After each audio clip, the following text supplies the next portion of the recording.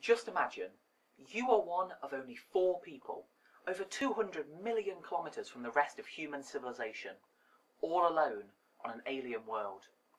For many people, this would be an absolute nightmare scenario, but for me, I just can't think of anything more exciting than that. Now don't get me wrong, life on Mars will not be easy by any measure, but compared to some living conditions right here on Earth, it will be a venerable paradise. So what will life actually be like on Mars? So the settlers will be living in an enclosed, pressurised environment consisting of bedrooms, work areas, a living room and an inflatable hydroponic greenhouse module. In total, the livable volume will be around 1,000 cubic metres or so, which is just slightly larger than the International Space Station.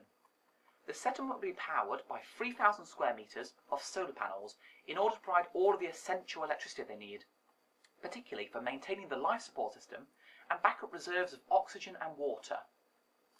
But that's not all there is to life on Mars. They'll also have luxuries available to them. Life will be quite normal actually.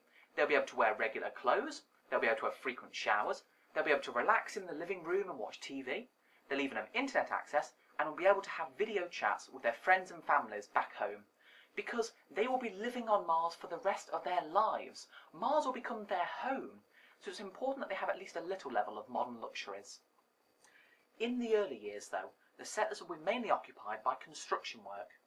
Though the bare essentials will already be in place, it will be the job of the first crew in order to expand the settlement by connecting the modules together for subsequent crews. In order to do this construction work, they will have to leave the settlement in their Mars pressure suits, and they will be assisted by a pair of rovers for all the heavy lifting. Once this is complete, it will significantly expand their living space, making them much more comfortable in day-to-day life. Also, alongside this work, one of the key important early tasks they'll also have to learn is how to grow their own food supply. The initial Martian diet will be quite simple, consisting of hydroponically grown vegetables and insects for protein. Now, insects are really the only sensible form of meat supply on Mars because they grow extremely rapidly and on demand. It may sound a little weird at first, but if it's good enough for 2 billion people on the Earth, then it's just going to have to be something that the early Martians are going to have to learn to love. I suppose it's possible that in subsequent missions you could bring things such as frozen fish eggs to Mars, and eventually you could increase the variety of the food.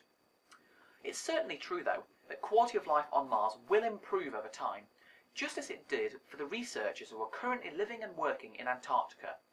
But just as the case with Antarctica, you have to build up the infrastructure first. But you can never forget, Mars is not Earth, and as such Mars has some unique challenges that we don't face on Earth, principally amongst them that of dust storms. When Mars reaches the closest point in its orbit around the Sun, violent dust storms can be kicked off, which can engulf the entire planet for up to a month. And that's a big problem, because the Mars One settlement is entirely powered by solar panels. So in order to deal with this, all non-essential systems will be powered down in order to conserve electricity. The lights in the greenhouse will be dimmed, water and oxygen production will entirely halt, and all EVAs will be cancelled unless there's an emergency. And whilst this is going on, the settlers will be living off the backup reserves of water and oxygen in the storage tanks, of which there'll be enough water to last them for 15 days of normal use, and enough oxygen to last for 60 days, and if necessary, the water use will be rationed in order to extend it outwards to 150 days of use. But the storm won't last forever. Eventually it will clear, and then the settlers will have to go outside and, with the assistance of the rovers, brush down the solar rays and get the base back up and fully operational. But dust storms is not the only challenge they'll have to face. Another huge challenge is radiation, but that's a colossal issue and it deserves an entirely separate video of its own right. So sure, the settlers will face huge challenges on Mars, but they will not be alone. 4 billion people will watch them land, and many more will continue to watch them throughout all of their trials and ordeals. Everyone in the world will be involved in watching them. They will be able to talk to their family, they'll be able to talk with their friends, they're going to be part of a huge global community. They will not be isolated. And who knows, maybe those Martian pioneers struggling through the torments of a global dust storm could teach us a thing or two about making the most of life on Earth.